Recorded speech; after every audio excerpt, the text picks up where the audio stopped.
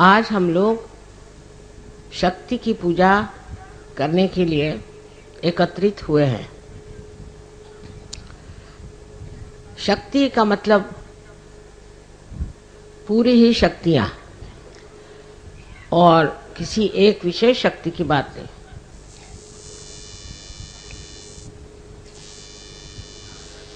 ये पूरी शक्तियाँ हमारे हरेक चक्र पे अलग अलग स्थान पर विराजित है और इस शक्ति के बगैर किसी भी देवता का कार्य नहीं हो सकता। जैसे आप जानते हैं कि कृष्ण की शक्ति राधा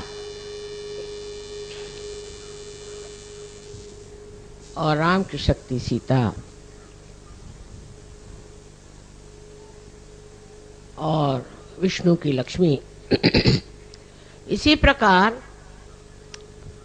हर जगह शक्ति का सहवास देवताओं के साथ, पर देवता लोग शक्ति के बगैर कार्य नहीं कर सकते। वो शक्ति एकमात्र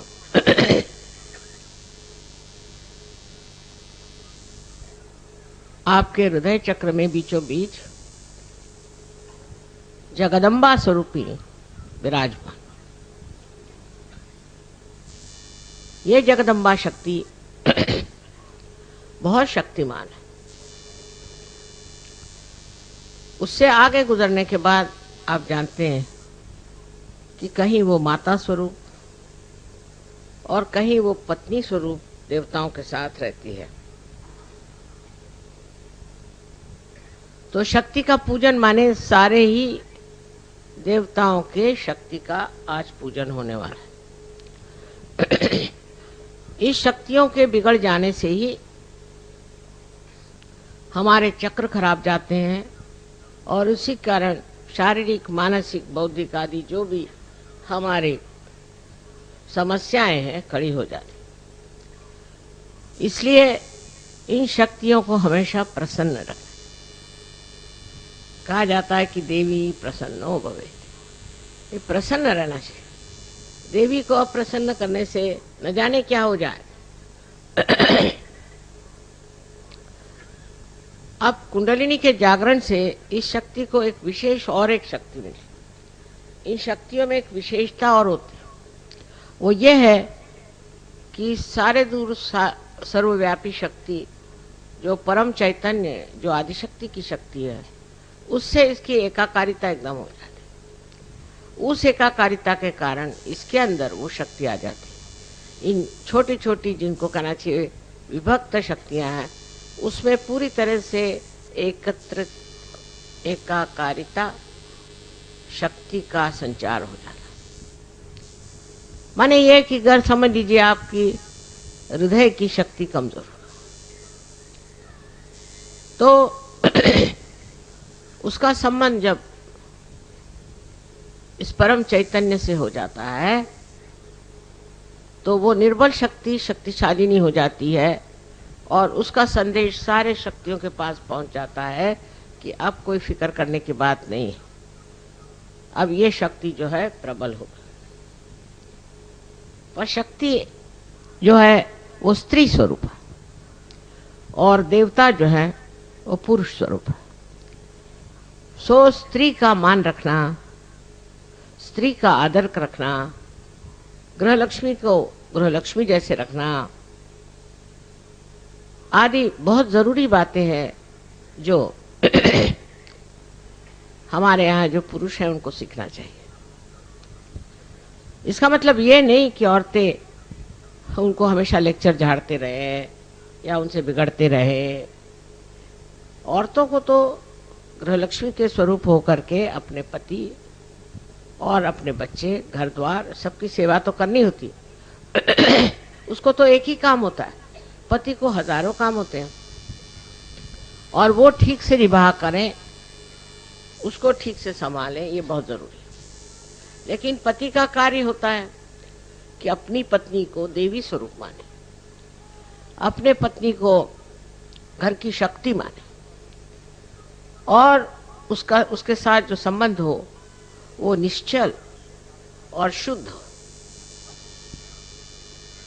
मनुष्य कभी कभी ये सोचने लग जाता है कि वो जैसे भी चाहे चले और ठीक है क्योंकि पुरुष है।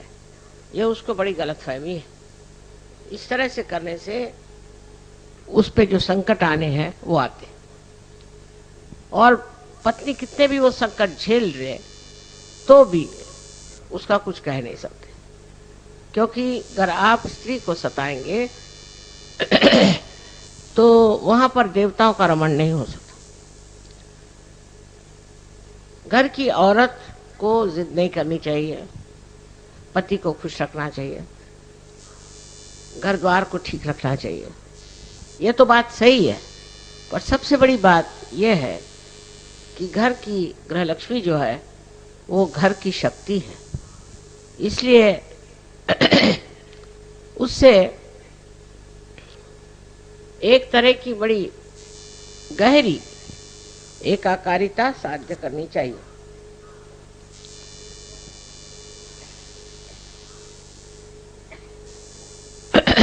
जब ये बेबनाव हो जाता तो औरत भी एक तरह से समझदारी छोड़ के और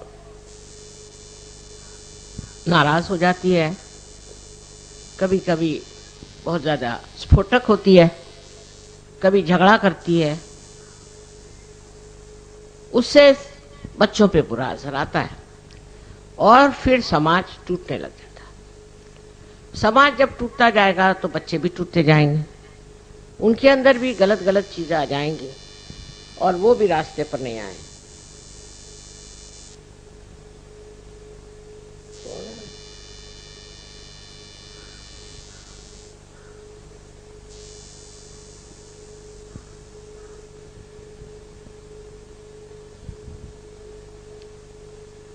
मध्येच उठून जाऊ नका।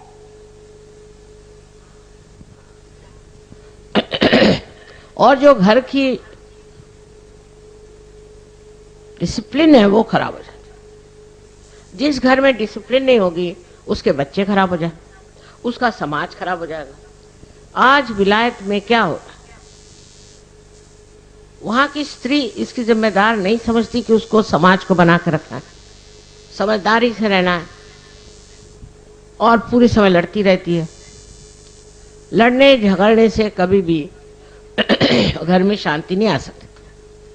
शांति लाने के लिए क्या करना है, पति से सुझाव करना है, उससे बात करनी है कि आखिर क्या बात है, क्यों ना हम दोनों प्रेम के साथ रहें जिससे हमारे बच्चे ठीक रहें। परदेश में कुछ भी सीखने का नहीं है, क्योंकि उनका समाज बिल्कुल विचलित हो गया है। एक एक औरत है वहाँ 8-8 शादियां करती है और रईस हो जाती है, उसको बस पैसे की लालच। वो अपनी सामाजिक स्थिति के लिए जिम्मेदार नहीं, वो नहीं सोचती कि हमारा समाज मेरे सर पे बैठा हुआ। आज भी हिंदुस्तान का समाज जितना बिगड़ा नहीं, उसका कारण माताएं अच्छी, पर माताओं को भी जबरदस्ती नहीं करनी, समझाना चाहिए, उनसे दोस्ती करनी चाहिए और उनको अपने बराबर समझ करके और ठीक रास्ते पे रखना चाहिए।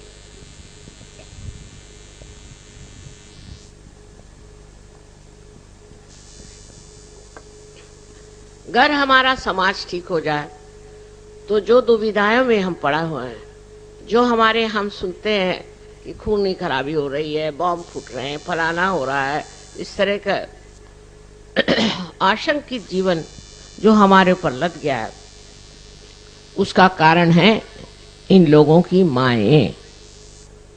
उन माओं ने अगर इन बच्चों को ठीक से रखता होता तो आज वो इस तरह से बेकाबू नहीं होते, इस तरह से गंदे काम नहीं करते। उनको एक तरह से ऐसा जीवन मिल जाना चाहिए कि जो अत्यंत पवित्र हो और अपनी पवित्रता को वो हमेशा माने और उसकी स्वच्छता रखे, क्योंकि जब पवित्र जीवन होगा तभी आपकी शक्ति जो है वो चलेगी, नहीं तो शक्ति खत्म हो जाए। तो यही सोचना चाहिए कि शक्ति का आधार पवित्रता, और जब उसमें पवित्रता नहीं रह जाएगी तो शक्ति जहां के तहां बैठ जाएगी और आप निशक्त हो जाएंगे। अमेरिका जैसे देश में मैं देखती हूँ कि बच्चे एकदम निशक्त, कहते हैं कि 65% लोग अमेरिका में अब या तो बीमार पड़ जाएंगे या पागल हो जाएंगे। उसका कारण है घर में जो माँ का प्यार, माँ का दुलार मिलना था वो ठीक से नहीं मिला। और माँ का प्यार और दुलार भी ऐसा नहीं होना चाहिए कि जिससे बच्चे खराब हो जाए। उस प्यार दुलार में एक ही विचार रहना चाहिए कि हमारा बच्चा जो है वो इस तरह का बने कि एक श्रेष्ठ नागरिक हो जाए, एक श्रेष्ठ मानव हो जाए और एक श्रेष्ठ सहयोगी हो जाए। इस दृष्टि से आप अपने बच्चों को अगर ट्रेनिंग देंगे तो अपना समाज एकदम ठीक हो सकता है। और उसके लिए ज्यादा करने की जरूरत नहीं, थोड़ी देर बच्चे अगर मेडिटेशन कर लें काम खत्म। पर अगर बच्चों को आपने छूट दे दी तो न जाने, आजकल का जमाना इतना खराब है कि बच्चे कहीं से कहीं बहक सकते। इसलिए आवश्यक है कि आप जो औरतें अपने को सोचती हैं कि हम लक्ष्मी हैं, फलाना है, ठिकाना है, सबसे पहले आप समाज का आधार है। समाज की ओर पुरुष की दृष्टि नहीं होनी थी और होती भी नहीं, उधर औरतों की होनी चाहिए। इसलिए मैं हमेशा कहती हूँ कि सहयोग में औरतें कमजोर हैं, आदमी नहीं। इसका कारण मैं नहीं समझ पाती क्योंकि मैं एक औरत हूं।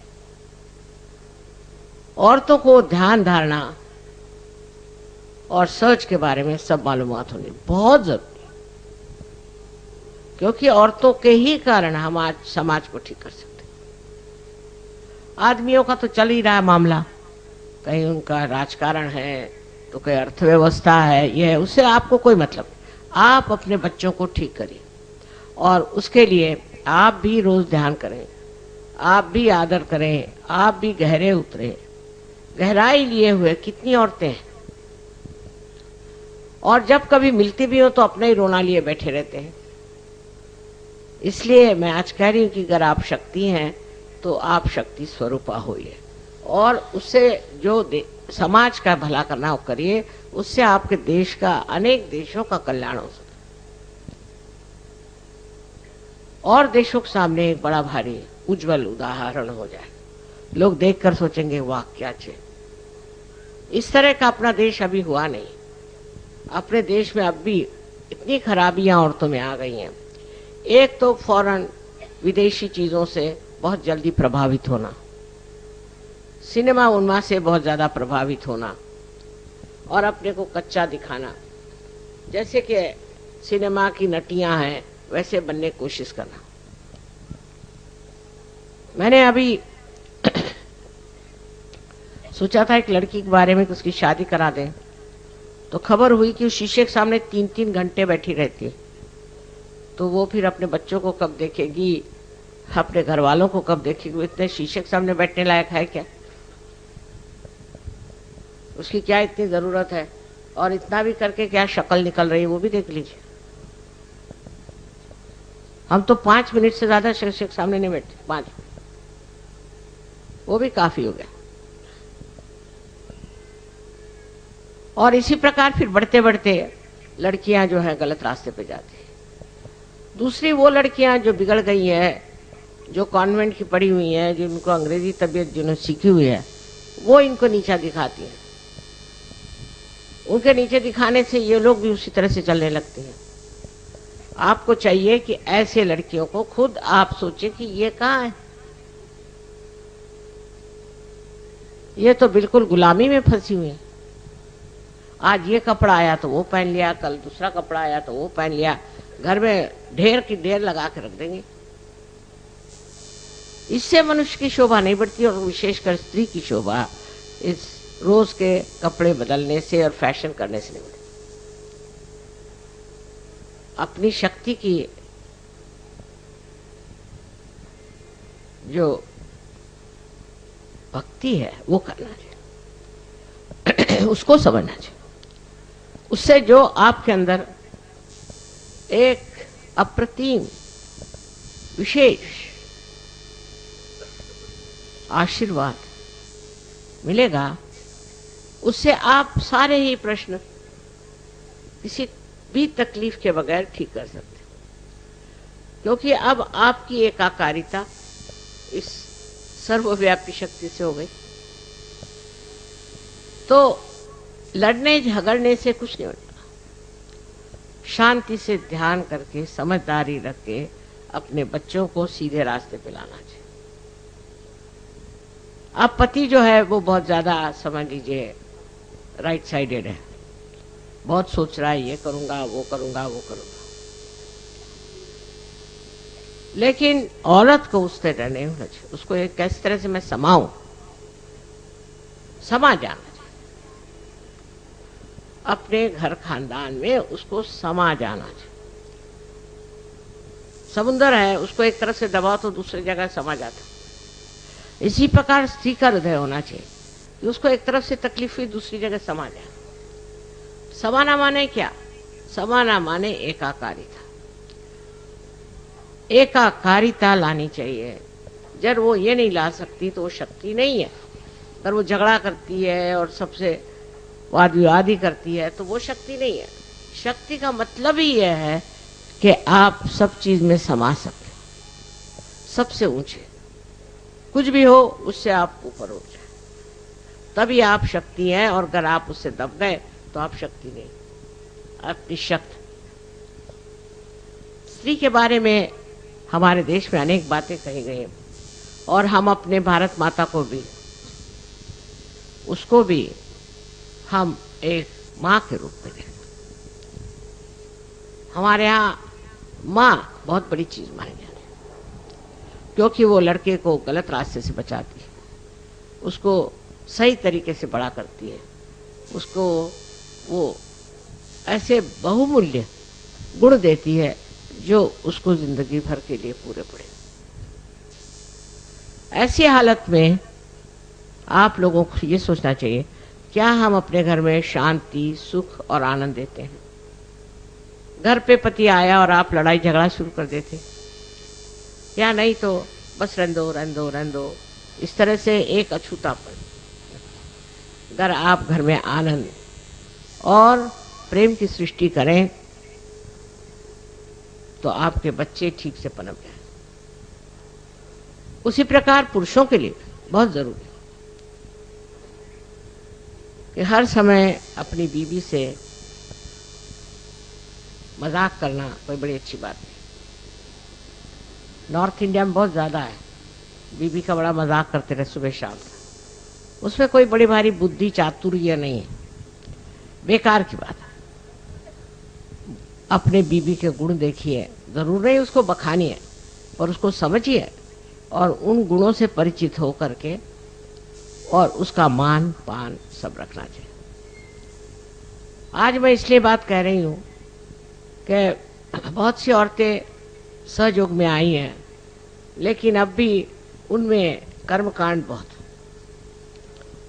फलाना है, शुक्रवार, खासकर महाराष्ट्र में तो बहुत ज्यादा। आप स्वयं गुरु हो गए, आपको क्या कर्मकांड करने की जरूरत है? सो जो औरतें इस तरह कर्मकांड में फंसी हैं उनको इसमें से बचाना है, उनको समझाना और उनको समझा के ये बताना है कि आप ही के अंदर शक्ति है और आप अपनी शक्ति से ही कार्यान्वित हो सकते। आज बंबई शहर को देखते हुए मुझे लगता है कि इसमें परदेशी संस्कृति बहुत आ गई, बहुत ज्यादा। हालांकि अपने सहयोगी बाहर से जो आए, देखिए किस तरह से कपड़े साड़ी वाड़ी पहन के कायदे से बैठे हैं।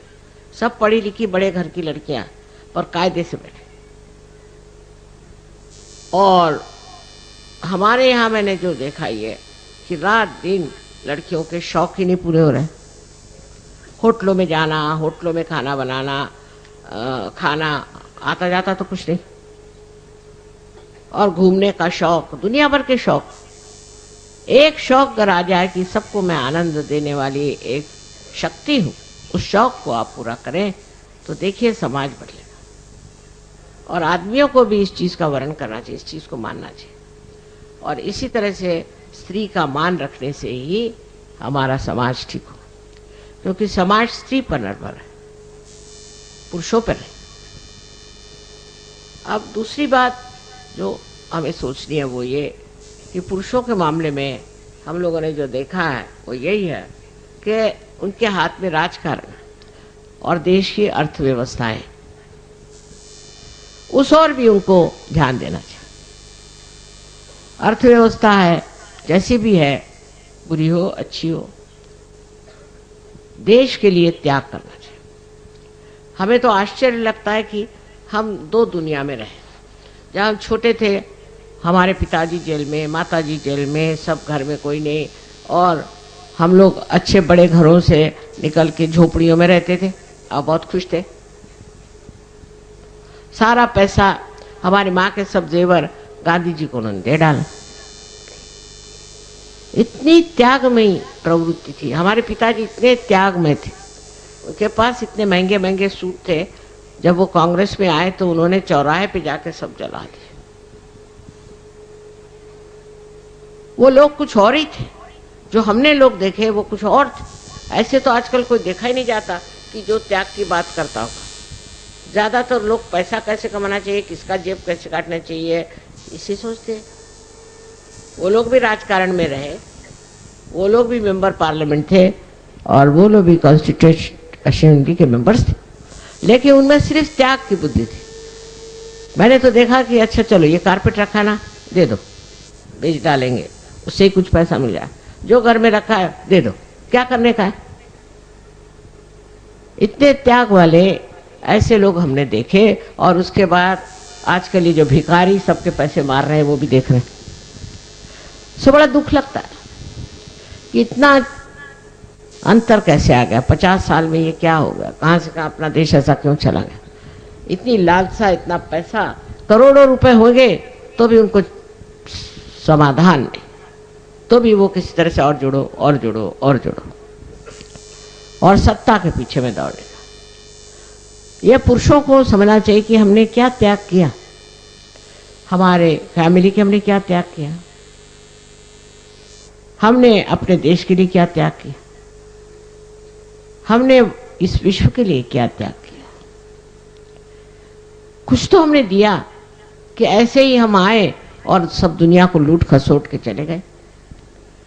अपने राजकारणी लोग ऐसा करते हैं, उनको मालूम नहीं कितना महान पाप है। ये तो जीवन इतना सा है, और इसके बाद का जो जीवन काटना होगा तो पता चल जाएगा सबको, जिन्होंने अपने देश के सारे पैसे लूट लाट करके और अपनी जेबें भरी है, और फिर हमारा देश गरीब है।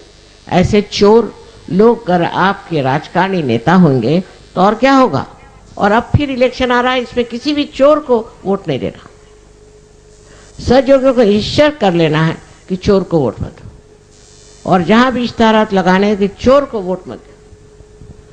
इन्होंने हमारी सारी संपत्ति, सारा खजाना खाली कर दिया, रिक्त हो गया, है नहीं पैसा, सब खा के करोड़ों रुपए और चले गए। उधर ध्यान ही नहीं है लोगों का। तो जिन्होंने आज तक चोरी किए और चोरी कर करके अपने देश को इस तरह से जलील कर दिया है, ऐसे लोगों को आप लोग वोट मत दीजिए। मैं कोई किसी एक पार्टी की तरफ से नहीं बोल रही, पर मैं हृदय से कहती हूं कि अब आप लोगों को, उन्हीं लोगों को मदद करनी चाहिए जो ईमानदार है, क्योंकि आपकी मां बहुत ईमानदार। आप अगर बेईमान होते तो आपको सहयोग नहीं मिल सकता था। इसलिए बहुत आवश्यक है कि आप अपनी कीमत आंकें कि आप क्या है। चलो 2-4 कमी कपड़े ले लिए, चलो 2-4 जेवर कम ले लिए, क्या होगा। किंतु त्याग की बुद्धि बहुत जबरदस्त है, वो बड़ी मदद करती है और उससे से अपना देश बदलेगा। वो त्याग करने वाले लोग कहाँ गए पता नहीं, सब जेल में गए और अब यहाँ है नहीं, दुनिया में दिखाई नहीं, मेरे बहुत कम है। इसलिए एक चीज है कि हम सत्य पे चले और हम किसी को भी लालच लुचपत कुछ नहीं देंगे, कभी नहीं देंगे। ऐसे आप लोग तय कर लें तो बम्बई से सब बांध अपना बिस्तर भाग जाएंगे, आप लोग काफ़ी। और मैं आपको आज आज्ञा करती हूँ कि वोट में आप लोग जा जा करके ऐसे नारे लगाए कि चोरों को वोट मत दो, और उसके बड़े बड़े बैनर्स बनाए, उसमें लिखे चोरों ने देश खा लिया, चोरों को वोट मत दो, हर एक जगह, हर एक गाँव में।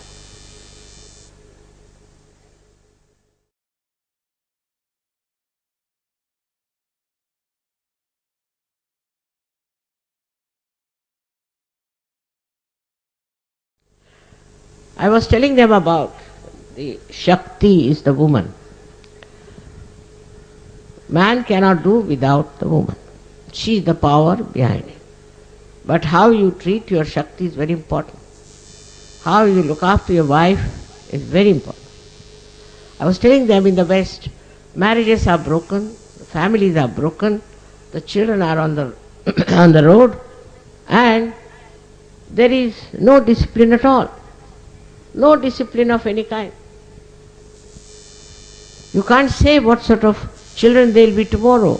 They could be devils, they could be anything. Because parents have no interest in their children,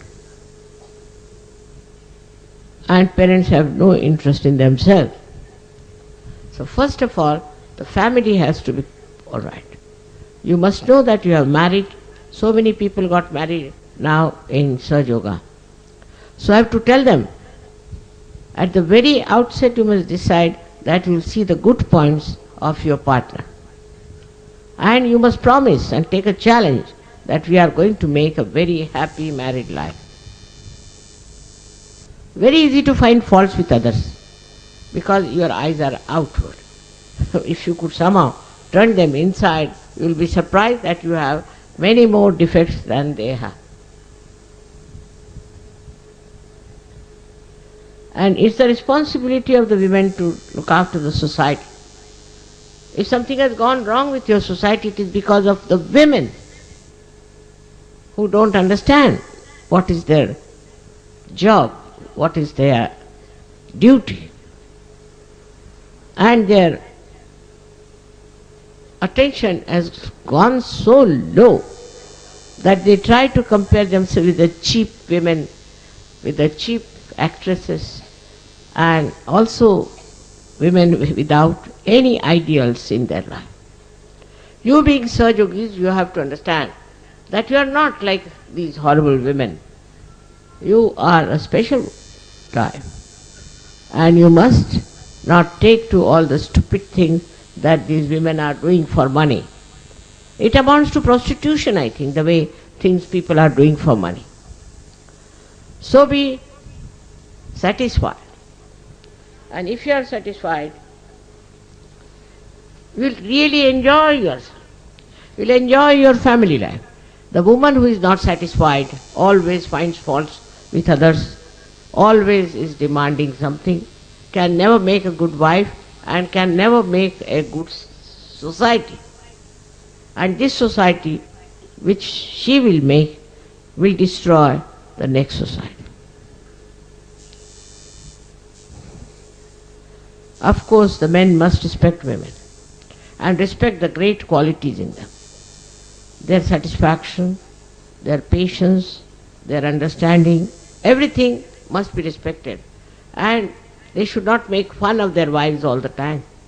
I have seen if that is done, then women stoop down to the same level. That's no friendship. In friendship you must have respect. It's all right, you can do this with your friends, but not with your wife. And this is what I can't understand, that how men use their intelligence in such a stupid manner. Because she is the mother of your children. If you make fun of her, children will also make fun of her. Of course she has to respect you because she receives her authority from you, but also you must maintain her authority. You must keep her in proper shape. For small things, husbands give up their wives and misbehave. It's most shocking that some of the senior people in surgery have done all kinds of nonsense. about their married life. I'm amazed at how could they do it. And this really shocks me. I was told that this year, on coming year, will be Sahajogis who will go astray.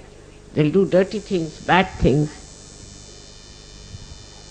and I should say things which are not pure.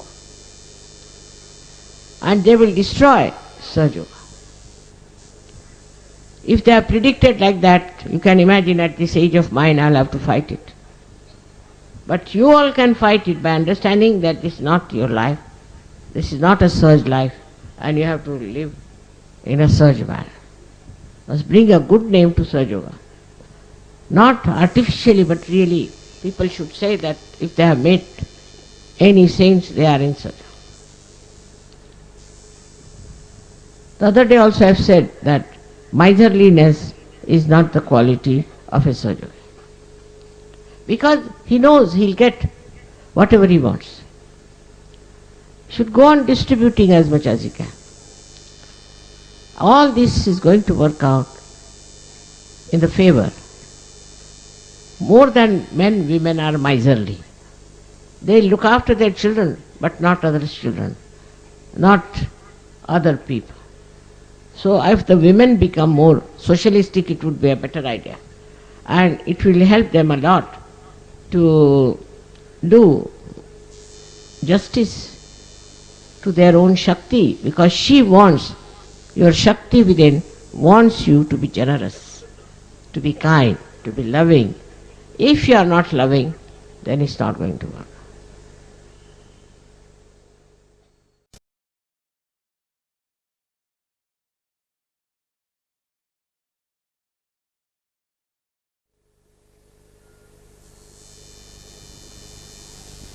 आता सगळ्यांना सांगितलं हिंदी भाषेत, तर मराठी लोक काही हिंदी बिंदी शिकले का नाही, का अजूनही मराठीतच गुंतलेत. स्वतः म्हणजे मराठी इतकी सुंदर भाषा आहे की त्या भाषेला तुम्ही जोपर्यंत हिंदी शिकणार नाही तोपर्यंत वैशिष्ट्य येणार नाही. तेव्हा ज्यांना मराठीच येतं, आम्ही आता मराठीच आहात, ते काय आता चालणार नाही. देवाला सुद्धा आता इंग्लिश समजू लागले. मग तुम्हाला कमीत कमी हिंदी आली पाहिजे, कमीत कमी. इंग्लिश आलं तर बरंच आहे, पण निदान हिंदी तर बोलता यायला पाहिजे. पण मराठी लोकांचा हेका फार आहे प्रत्येक गोष्टीत, हेकेखोर लोक आहेत आणि घमेंड फार. आम्ही मराठी म्हणजे शिवाजी महाराज, सगळे शिवाजी महाराज आणि सगळ्या जिजाया, काही समजतच नाही या लोकांचं. तेव्हा नम्रता धारण करून सहजोगात उतरलं पाहिजे. नम्रता हा शब्द इकडे आहे नाही, कोणी वापरत नाही. वापरला तरी ती नम्रता असायला पाहिजे. असं मला नमस्कार करतील जितक्यांना मी त्यांना बघेन तितक्यांना नमस्कार, पण बाकी का. तेव्हा मराठी लोकांची जी आढ्यता आहे आणि जो हेकेखोरपणा आहे तो मी इथून तिथून पाहिलेला. त्यातून अनेक गुरु लागलेले, अनेक कर्मकांड लागलेले, ते सुटणार नाही. यांचं भलं कधी होणार. नावाला सहयोगी, माझ्या बाजलावून फिरून कोणी सहयोगी होणार नाही आहे. हृदयापासून सहयोगी व्हायला पाहिजे. आणि त्यात पहिल्यांदा नम्रता, गोडवा, आणखी दुसऱ्यांच्या प्रती अत्यंत कळकळ असायला पाहिजे. तुमची आई कशी आहे तसं म्हणण्याचा प्रयत्न करा. नम्रतापूर्वक राहणं शिका. नुसतं रस्त्यावरती जशा बायका भांडतात तसेच मी पाहिल्या सहयोगिनी भांडताना मला आश्चर्य वाटलं. अहो तुम्ही सहयोगिनी आहात, तुम्ही योगी जनांमध्ये आलात, तुम्हाला असं भांडकुदळपणा कुठून येतो. पण नम्रता म्हणजे कोणाच्याच पादवीला पुजलेलं नाही असं दिसतंय. तेव्हा माझी अत्यंत कळकळीची विनंती आहे की मराठी बायकांनी नम्रता धारण करा. आणि पुरुषांनी सुद्धा, पुरुष जरा कुठे शिपाई झाला की त्याचं डोकं खराब होतं महाराष्ट्रात, पण तसं तिकडे उत्तरेला नाही. आश्चर्याची गोष्ट आहे की कमिशनर असला तरी अगदी बरोबर ठिकाणावर बसतो. जराशी नोकरी मिळाली की त्याचं डोकं फिरलं म्हणजे समजा महाराष्ट्र. इतक्या उथळ माथ्याचे लोक झालेत. त्या मला समजत नाही आता की कसं समजावून सांगायचं की अहो गहनात उतरा, काय मिळवायचंय ते जाणून घ्या. तुमच्या इथे जेवढ्या संत साधूंनी जन्म घेतला ते सगळे हारून सगळ्यांना नमस्कार करून समाधी घेऊन जा. नको रे बाबा ह्या महाराष्ट्रात राहायला. कोणाला सोडलं नाही, छळून छळून काढलं, माझ्या मागे लागले ते. तेव्हा सगळ्यांशी प्रेमाने बोलणं, सगळ्यांचा आदर ठेवणं, आणि तो मानव आहे, मी मानव आहे आणि माझी मानवता त्याला दिसली पाहिजे असा प्रयत्न केला पाहिजे. नसत्या फुशारक्या मारण्यात, आणखी स्वतःचा मोठेपणा स्वतःवरती लादून घेण्यात काहीही अर्थ नाही. आता माझा अनुभवच झालेला आहे की मी बघते तिकडचे लोक, नॉर्थ इंडियाचे, मी समजायचे हे लोक बेकार आहेत, पण महाराष्ट्रात सगळ्यात जास्त बेकार लोक आहेत. खेडोपाडी मी गेले, कुठे कुठे गेले, पण त्यांची नम्रताच नाही त्या लोकांना. आणि जे मोठे लोक आहेत त्यांची भलती शिस्त चालते, भलती शिस्त. मग मुलं कशी ठीक होणार? पुरुष तर एवढे शिस्तवाले की काय विचार नका, की कुठून मिलिटरीतनं आले की काय असं वाटतं मला. अहो प्रेमळपणा, सगळ्यांशी प्रेमाने वागणं, सगळ्यांना आपलीच मुलं समजणं, पण आपल्याच मुलांना तुम्ही त्रास देता तर दुसऱ्यांना काय समजणार? तर महाराष्ट्रातले जे गुण आहेत ते नम्रतेत आले पाहिजे. गणपतीची नम्रता आपल्याला माहिती आहे, मला सांगायला नको. तशीच नम्रता यायला पाहिजे, तोच गोडवा यायला पाहिजे. तसं दिसत नाही. आणि एक दुसऱ्यांशी मानाने बोललं पाहिजे, कारण तुम्ही सगळे योगी जन आहात. सगळ्यांनी एक दुसऱ्याचा मान केला पाहिजे. हे सगळे योगी आहेत. म्हणजे एकदा मी सांगत होते की चोखा मळा,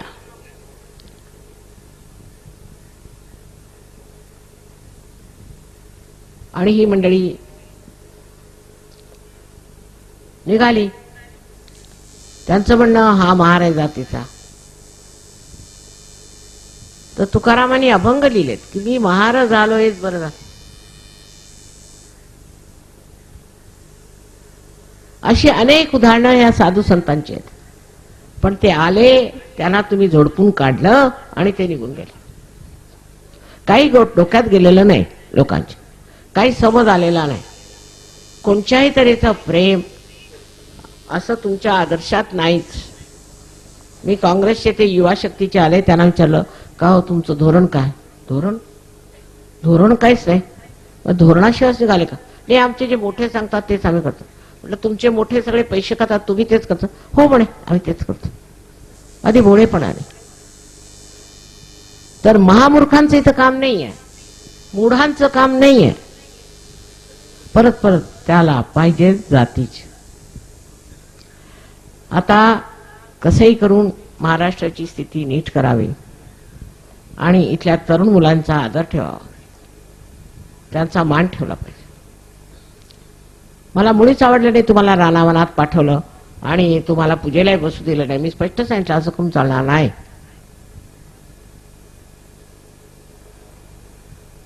प्रेम हे मुख्य आहे.